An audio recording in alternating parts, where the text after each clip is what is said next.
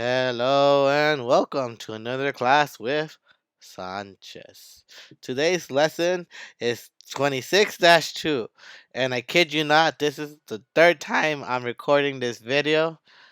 And every time something happens, first time, no audio. Second time, someone called me in the middle of this and I couldn't figure out how to edit it. Ugh, let's hope this goes out perfect this time. And some of you guys might be aware if you guys look at the screen, but today is our focus is factoring special products. And the special products we're talking about are the products we went over in 25-2, I believe. Yeah. Our learning targets for today are factoring a perfect square trinomial and factoring a difference of two squares. So I went over perfect square trinomials, but I called them a sum of squares. It's not a sum of squares. It's perfect square trinomials. I apologize for that. I got mixed up with some terms in statistics. So I'm sorry. But let's just go over this information here. And that is the following. Perfect square trinomial. That is when you have a squared plus 2ab plus b squared, or a squared minus 2ab plus b squared. When you get something of this form, you want to be able to go backwards like this. Like this. And that seems kind of hard, and it is hard because in order to be able to do this, you have to have had practice with this over and over and over and over and over until you just got it down. But I know that's not the case for all of us, especially studying from home. It can be hard, and sometimes memorizing stuff ain't easy. It's just not easy. Um, so I'm gonna show you guys a different way, and we're gonna go over this method more than once. We're gonna see it again and again and again in the next coming sections because we're gonna learn how to factor non-perfect square trinomials, just regular trinomials. All right. So to identify if something is a perfect square trinomial, it has to look of this form or of this form. Okay. Um. So right here, we know this is a perfect square trinomial. All right. Our a term, our a squared is x squared. Our b squared is 9. Oh, I actually like this color. And then a is going to be x because the square root of a is a and the square root of x squared is x. All right. And then, so the square root of b squared is b and the square root of 9 is 3. So we know that our b is 3. All right. We're going to need these two informations. All right. Because this is a perfect square trinomial, we can break this apart into a with plus b squared, and we know it's plus because we have a plus here. If this was a minus, then we just have a minus here. All right, and so this is gonna equal to x plus 3 quantity squared. Now there is a whole bit where you gotta prove that 6x is equal to 2ab. Well, 2 is gonna stay there. A is x and b is 3. 2 times 3 is 6x. So there is that step, but we're not really gonna cover this because I don't really want you guys to remember this stuff. All right? Yeah, it helps, but it's a lot of work, and we don't really want to know that. So I'm just gonna show you guys the way I would solve this problem if I didn't know how to do this, and that's called using the X method. Ta-da! We have all types of methods. We have the box method, X methods. We're gonna use this quadratic formula in a couple of weeks. All right, so the X method, what is that? All right, so that's when you have a big fat X, right? And remember, we're working with this right here. And so, what you're gonna do is you're gonna put the 9 up here. All right, that 9 is gonna be up here. So this 9, and you're gonna say we want whatever we have to multiply it to 9, and you're gonna have a plus symbol here, and you're gonna take this 6, and you're gonna put that over here. All right. Now what we want to do is we want to find two numbers that multiply to 9 and add up to 6. All right. We want to multiply to 9 because we have a little multiplication symbol. Multiply to 9 and add up to 6. Well, first we always want to look at what numbers multiply to 9. And off the bat, 3 times 3. We all know 3 times 3 is 9. All right? 3 times 3 is 9, so that checks out, all right? What's 3 plus 3? That's 6, so this checks out, all right? So now that we have this information here, what we're going to do is we're going to write x plus, and you're going to bring down this 3 here, times x plus, and you're going to bring this down here, all right? That just happens to be x plus 3 squared, all right? And that's our answer.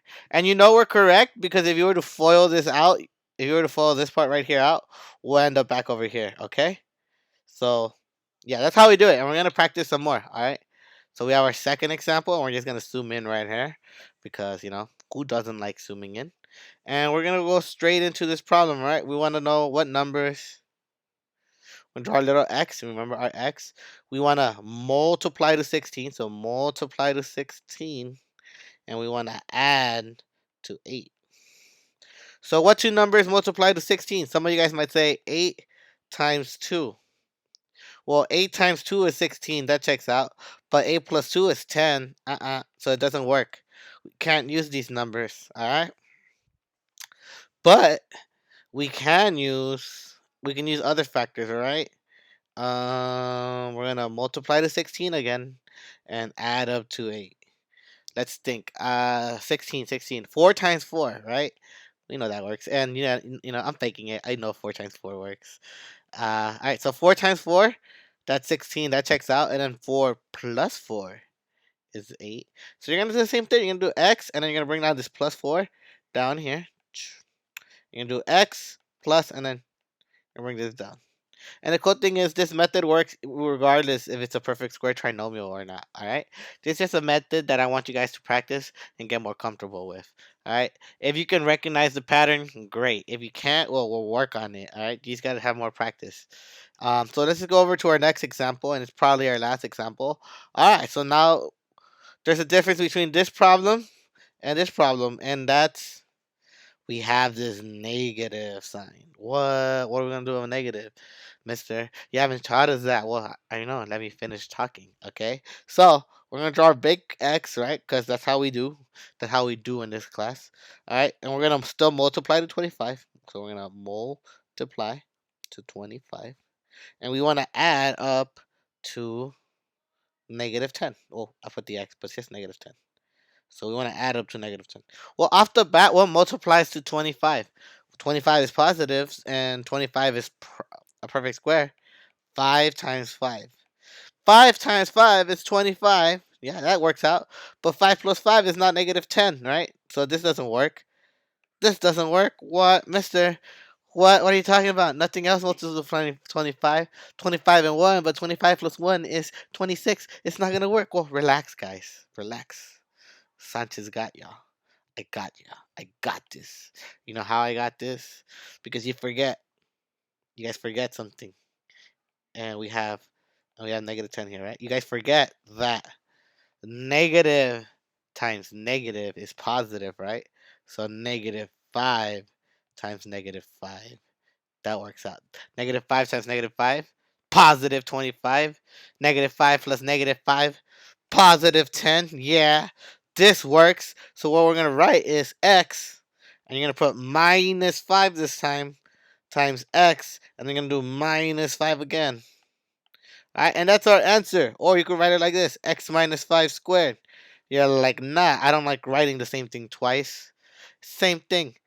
All right, and that's how you do it. That's how you factor a perfect square trinomial. And I'm sorry if I'm yelling. I'm hyped, y'all. I'm hyped. I love math. I hope you guys love math too. All right. So now we're gonna go over to our new example. A difference of two squares. And now you guys have seen this before. Remember, I told you have a plus b times a minus b. That's gonna give us a squared minus b squared. And I know we did this. We've done this already. You're like, yeah, Sanchez, we already know. Well, what we did was we used the distributive property to multiply. Now we're doing the opposite. We want to go, oh, we know this one. That goes to here. That's called factoring. Factoring is the opposite of the distributive property.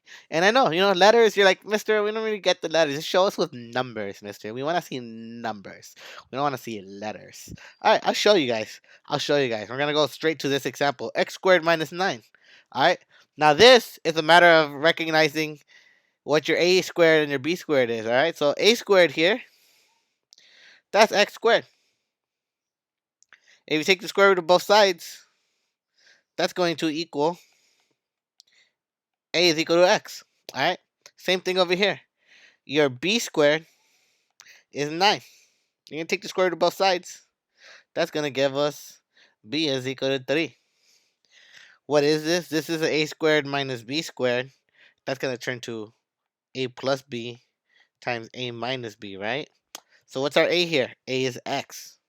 So we're going to have x and then plus b, which is 3, times x minus b, which is 3. And there's our answer. We go from here to here. And we're basically done. You can use the x method, but why would you want to use the x method when all you got to do is look at this and be like, oh, I know, it's x. That's a is x. And then look at this and be like, square root of 9, that's 3. I got this. So, no, we're going to do that. We're going to do another example, all right? Bam. Oh, I didn't have it here. Is that my only example, y'all? I erased my other example. All right, it's all good. I can make one up right here. Our next example is a little bit tougher. It's what happens. Oh no, the Rona got me. Nah, just kidding. All right. So it's what happens if you have 4x squared minus 25. All right. What are we gonna do? Well, I'll show you what we're gonna do. First of all, our a squared is equal to 4x squared, and our b squared is equal to 25. All right. So if we take the square root of b squared, we're just gonna go this one first. The square root cancels the square, so we're gonna get b is equal to 5. All right. We're done with this. Now for this one, you're gonna take the square root of both. Remember, you gotta take the square root of everything inside. So a is gonna equal. So what is gonna equal, right? And then what's the square root of 4? That's 2.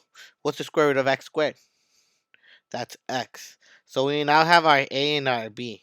All right. So our final answer is gonna look like this: a minus b times a plus b. All right. So what does that look like? That's gonna be 2x minus 5, 2x plus 5. Also, guys, it doesn't matter if you do the plus first or the minus first, so long as you have one of each. All right. And this is a final answer.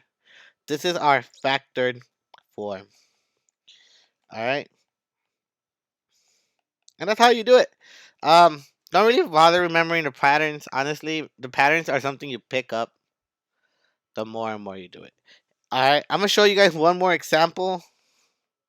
All right. And that's, let's say we have x squared minus 4, right? This one's easy. If you wanted to use the x method, then what you want to do is, if you're using the x method, this is going to become x squared plus 0x minus 4, right? These are the same thing. This is if you want to use the x method. All right. And what you're going to do is we want to multiply to negative 4, but add up to 0. Well, multiplies to a negative number, a positive and a negative, right? So positive 2 times negative 2. All right. 2 times negative 2 is negative 4. 2 plus negative 2 is 0. So that checks out. So we're going to have x plus 2, right? Times x minus 2. This is the hard way of doing it. You don't want to do this. You want to look at this and be like, oh, I know this is x minus 2, x plus 2. But this is the video, guys. Hopefully you got all the audio. Hopefully it works out. I'm going to submit it. And then hopefully you guys can finally take your notes and work on your assignment on Schoology. Sanchez is out, y'all.